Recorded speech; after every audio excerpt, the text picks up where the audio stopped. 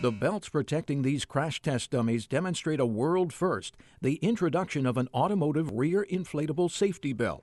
This technology is extremely important because we're combining two safety features that we know have a track record for saving lives. That's seat belts and airbags. And by having an inflatable seat belt in the rear seat, we'll add additional protection for the rear seat occupants.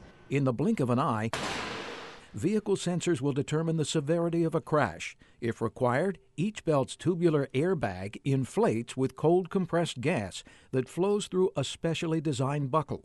The belts would inflate at a slower rate than a traditional airbag and help control head and neck motion for rear seat occupants, including the more vulnerable passengers, young children, and the elderly.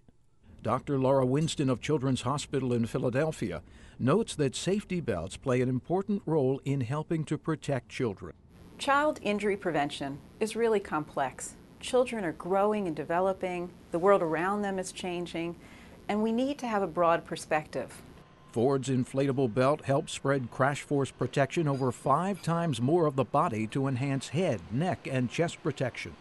We plan to introduce this on our next generation Explorer, which is really fitting because we've used that to demonstrate a number of our new safety technologies, like the side curtain canopies that inflate on rollover and our roll stability control, which is a first in the industry. So another chapter in Ford's leadership in family safety. The inflatable belts could also help increase the relatively low rear belt usage rate, as Ford research participants say it is more comfortable than a traditional belt, with more padding and smoother edges.